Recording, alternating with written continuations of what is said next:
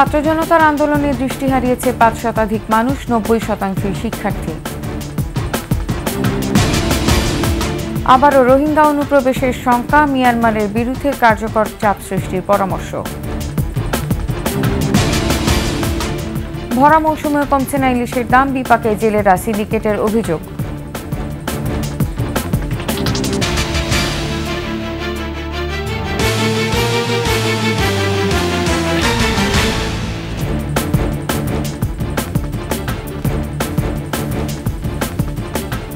শুনছিলেন first security ইসলামী bank পিএলসির সংবাদ শিরোনাম। আমন্ত্রণ জানাচ্ছি ২১ সংবাদের সাথে আছি আমি নার্গিস মজিদ-লিমা। দর্শক, ২১ টেলিভিশনের সংবাদ একই সাথে সরাসরি দেখতে পাবেন আমাদের ফেসবুক পেজ www.facebook.com/2124 অনলাইনে। এছাড়া সাবস্ক্রাইব করতে পারেন www.youtube.com/21 চ্যানেলে। বৈষম্য বিরোধী ছাত্র জনতার আন্দোলনে পুলিশের সাথে সংঘর্ষে দৃষ্টি হারিয়েছে ৫ শতাধিক মানুষ। এর মধ্যে ৯০% ছাত্র, যাদের বয়স ১৮ থেকে ২৫ বছরের মধ্যে। এছাড়া রয়েছে শ্রমিক, ব্যবসায়ী, গাড়ি চালক সহ বিভিন্ন পেশার মানুষ। উন্নত চিকিৎসা ও পুনর্বাসনে রাষ্ট্রকে এগিয়ে আসার দাবি জানিয়েছেন ক্ষতিগ্রস্তরা। শিউলি শবনমের প্রতিবেদন। গুলিটা যখন করে তখন এভাবে এসে আমার চোখ পড়ে লাগে। ৫ আগস্ট পুলিশের সাথে সংঘর্ষে ডান চোখে গুলিবিদ্ধ হন ২৬ বছরের শরীফ। চিকিৎসকরা জানান, সেই গুলি বের করতে গেলে শরীফের স্মৃতিশক্তি নষ্ট, এমনকি মৃত্যুও হতে পারে। এক সন্তানের বাবা শরীফ জানেন না কিভাবে কাটবে বাকি জীবন। ওনাদের কাছে যে অনুরোধটা রেখে যাব যে ওনারা আমাদের পুনর্বাসনের ব্যবস্থাটা যে অতি শীঘ্রই করে। জাতীয় চক্ষু বিজ্ঞান ইনস্টিটিউট ও হাসপাতালে ১৭ জুলাই থেকে সেবা নিতে আসে ৯২৯ জন। এদিকে ৩ বার অস্ত্রোপচারের পরও কলেজ ছাত্র পিয়াল তার দৃষ্টিশক্তি ফিরে পাবে কিনা জানেন না স্বজনরা। চোখে দেখতে পাচ্ছে না, এখন ভবিষ্যৎ ওদের ইয়েটা কি হবে। গুলিতে ডান চোখের কর্নিয়া ছিঁড়ে গেছে ১০ম শ্রেণীর ছাত্র সুমনের মতো অনেক শিক্ষার্থীর। চোখের ভেতরে আটকে থাকা সেসব গুলি বের করা যাচ্ছে না অনেকেরই। আমার যে রেটিনা ফেটে গেছে। চিকিৎসা নেয়াদের মধ্যে কেউ কেউ আছেন চাকরি হারানোর আশঙ্কায়। এমন পরিস্থিতিতে সরকারি সহায়তার দাবি জানিয়েছেন কেউ কেউ। আমাদেরকে যেন একটা চাকরির ব্যবস্থা করে দেয়, যারা এরকম আহত আছে, একটা পা নেই বা একটা নেই, হাত নেই। এ পর্যন্ত চক্ষু হাসপাতালে অস্ত্রোপচার করা হয়েছে ৫০৫ জনের। সর্বোচ্চ গুরুত্ব দিয়ে এসব রোগীকে বিনামূল্যে চিকিৎসা দেওয়া হচ্ছে বলে জানিয়েছেন চিকিৎসক ও হাসপাতাল কর্তৃপক্ষ। বেশিরভাগই যেই চোখে ইনজুর্ড হয়েছে সেই চোখটা কমপ্লিটলি ব্লাইন্ড হয়ে যাবে অথবা পার্শিয়ালি ব্লাইন্ড হয়ে যাবে। তাদের ভীষণ দৃষ্টি আগের পর্যায়ে ফিরে আসার সম্ভাবনা খুবই কম। অনেক রোগীদের থার্ড ফেজও সার্জারি প্রয়োজন হতে পারে, যেমন অনেক রোগীদের কর্নিয়া আঘাতপ্রাপ্ত হয়েছে, পরবর্তীতে আমরা হয়তো কর্নিয়া ট্রান্সপ্ল্যান্টের প্রয়োজন আসবে।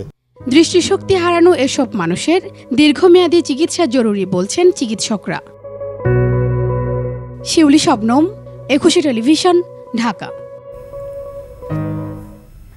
এক মাসেও অচলাবস্থা নিরসন হয়নি ঢাকার ২ সিটি কর্পোরেশনের।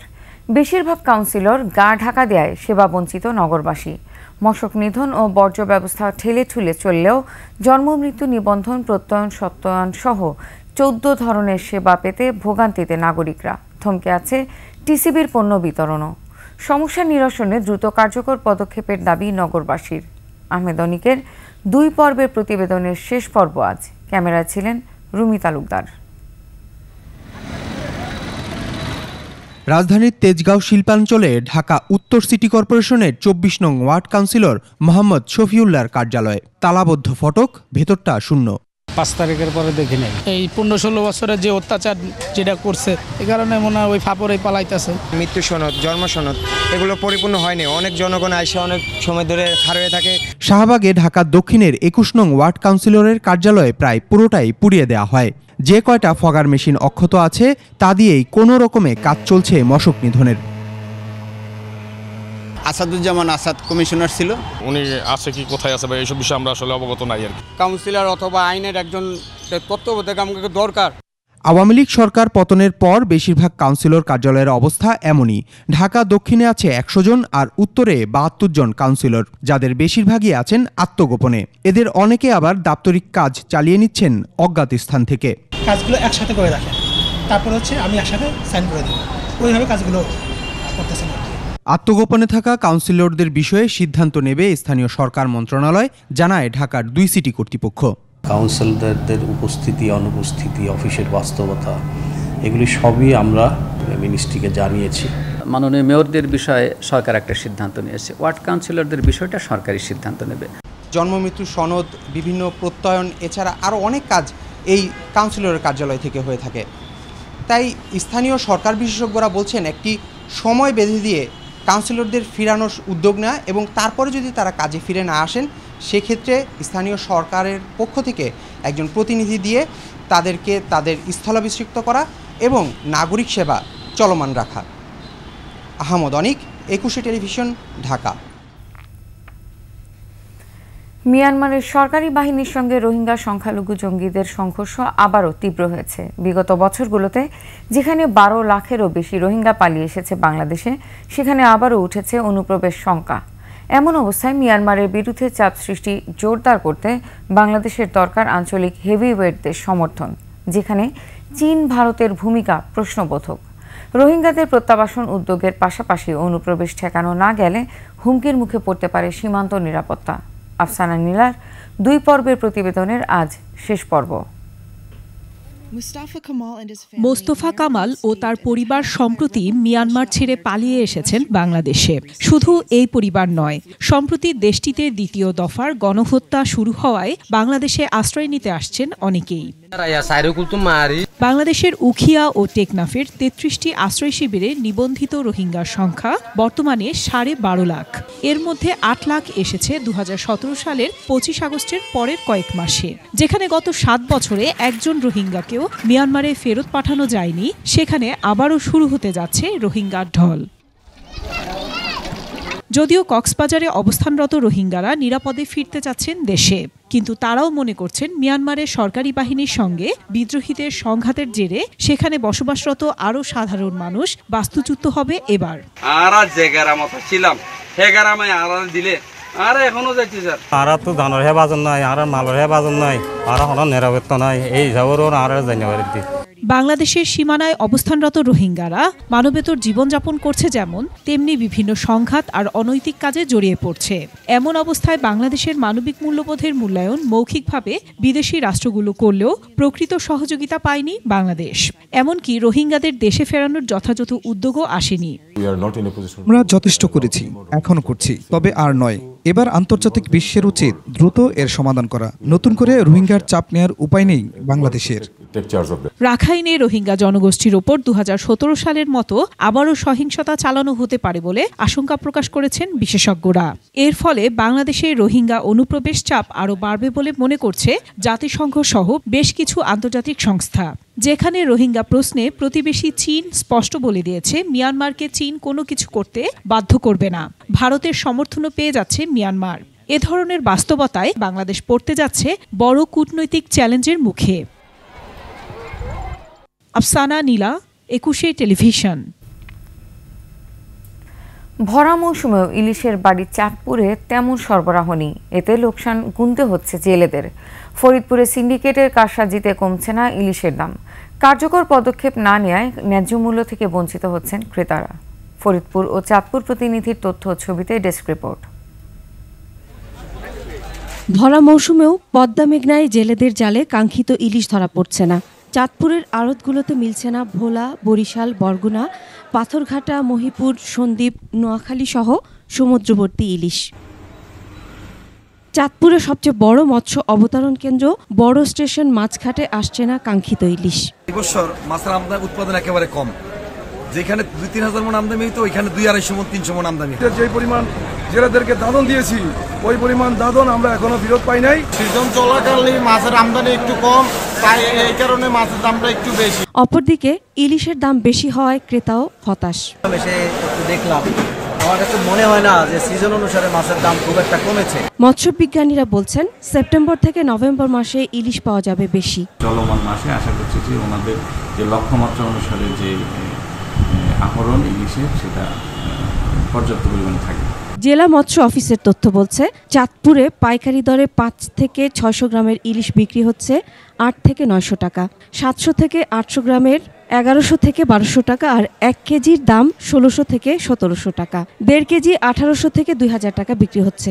তবে হাতিয়া থেকে আসা ইলিশের দাম প্রতি কেজিতে 1 থেকে 200 টাকা কম। ফরিদপুরে কাঙ্ক্ষিত মূল্যে মিলছে না ইলিশ। বাজারে 1 কেজি ওজনের ইলিশ বিক্রি হচ্ছে 1100 থেকে 1200 টাকায়, আর ওজন 1 কেজির বেশি হলে 1300 থেকে 1800 টাকা। তবে চট্টগ্রাম ও কক্সবাজারের ইলিশের দর কিছুটা কম। ক্রেতারা বলছেন, বাজারগুলোতে সিন্ডিকেটের অদৃশ্য নিয়ন্ত্রণ রয়েছে। অনেক বেশি দাম, আমি তো ফেসবুক দেখে মনে করি যে মাছ পানির দামে দিয়ে দিবে। এই মাছ যাচ্ছে না, তারপরেও কেন মাছের দাম কমে না? 600 টাকা ভালো ভালো মাছ, বড়গুলি 1100 টাকা 1200 টাকা, অনেক কমছে না দাম। এদিকে সিন্ডিকেট এবং হিমাগার মালিকেরা দুষছেন মাছ ব্যবসায়ীদের।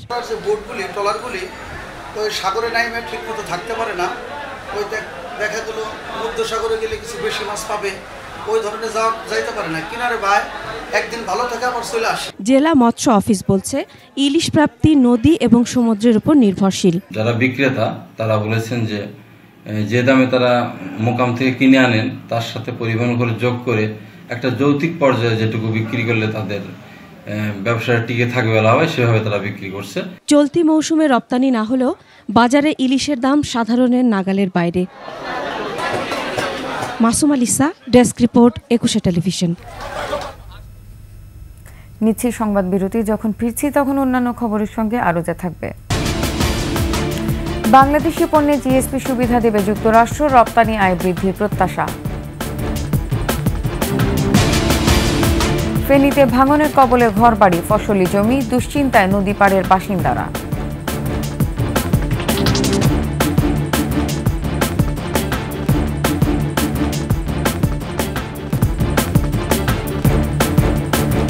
আবারও আমন্ত্রণ 21 সংবাদে।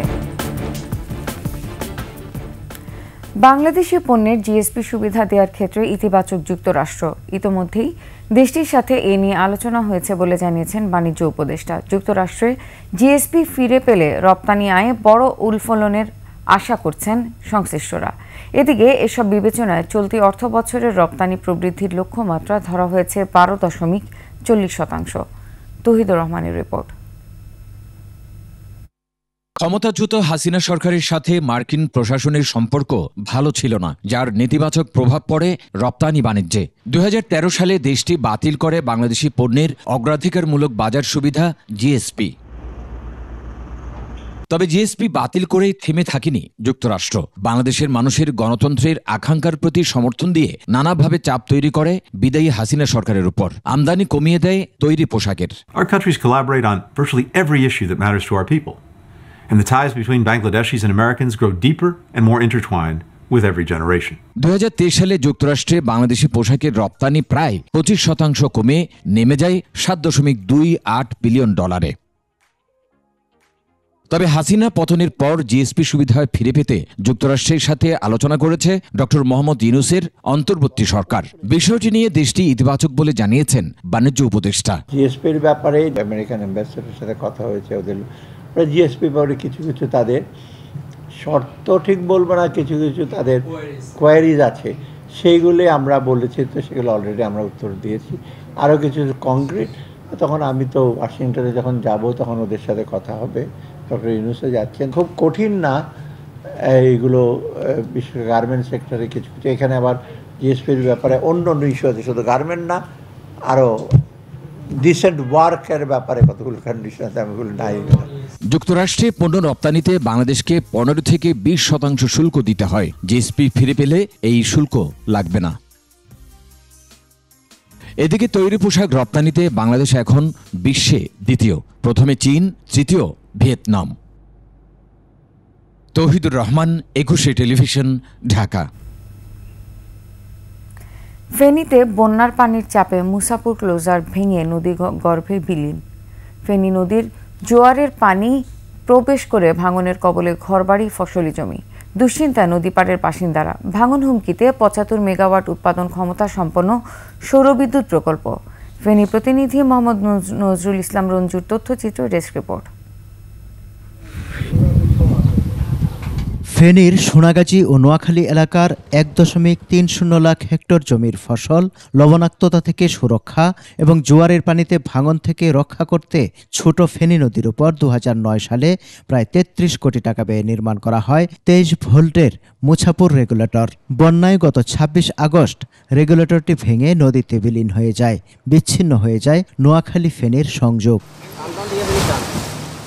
রেগুলেটরটি ভাঙার পর নদীর দুই পাড়ে নতুন করে ভাঙন দেখা দিয়েছে। আতঙ্কে দিন কাটছে সোনাগাজীর চর দরবেশ, কোম্পানিগঞ্জের চর পার্বতী, চর হাজারি ও মুছাপুরের বাসিন্দাদের। বাড়ি ঘর জায়গা জমিন অর্থ সম্পদ সব চলে গেছে। এখন যে কোথায় যে থাকবো, কোথায় যাব? আমাদের ঘর বাড়ি কত হাজার হাজার জমির ইরিদান সব বিলীন। এটা একেবারে ভেঙে চুরমাচুর হয়ে যাচ্ছে, সুতরাং আমাদের চলাফেরা অত্যন্ত কষ্টকর। রেগুলেটর দ্রুত পুনর্নির্মাণ না হলে 173 কোটি টাকা ব্যয়ে নির্মিত মুছাপুর ক্লোজার বাঁধ, সৌর বিদ্যুৎ প্রকল্প, মাছের ঘের সহ 3 ফসলি জমি নদীতে বিলীন হওয়ার আশঙ্কা রয়েছে। আমাদের ফসলাদি অনেক ক্ষতি হবে, এখানে আমাদের অনেক মাছের চাষ আছে, আবাদ আছে। আমাদের বহু কষ্ট হয়েছে, মানুষের ধান পান দোকানপাট সবগুলা নষ্ট হয়ে যেতেছে। অনেক মানুষের ফসলাদি প্রায় 30,000 বা 25,000 এই নদীর পারে বসত বাড়ি ভাঙে গেছে। ভাঙন রোধে প্রায় 100 কোটি টাকা ব্যয়ে জরুরি ভিত্তিতে জিআই ব্যাগ ফেলা হচ্ছে। স্থায়ীভাবে প্রকল্প নেওয়ার কথাও জানায় পানি উন্নয়ন বোর্ড। এখানে একটা পার্মানেন্ট প্রকল্প দরকার আর কি, আমার মনে হয়, বুঝছেন। আমরা এই ব্যাপারে এই পরিস্থিতিটা সামাল দিয়ে আমরা একটা প্রকল্প তৈরি করব। দ্রুত রেগুলেটর পুনর্নির্মাণের দাবি ভুক্তভোগীদের। সমর ইসলাম, ডেস্ক রিপোর্ট, 21 টেলিভিশন। শেষ করছি 21 সংবাদ। যাবার আগে ফার্স্ট সিকিউরিটি ইসলামী ব্যাংক পিএলসির সংবাদ শিরোনামগুলো জানিয়ে দিব আরও একবার। ছাত্র জনতার আন্দোলনে দৃষ্টি হারিয়েছে 5 শতাধিক মানুষ, 90% শিক্ষার্থী। আবারও রোহিঙ্গা অনুপ্রবেশের শঙ্কা, মিয়ানমারের বিরুদ্ধে কার্যকর চাপ সৃষ্টির পরামর্শ। ভরা মৌসুমেও কমছে না ইলিশের দাম, বিপাকে জেলেরা, সিন্ডিকেটের অভিযোগ।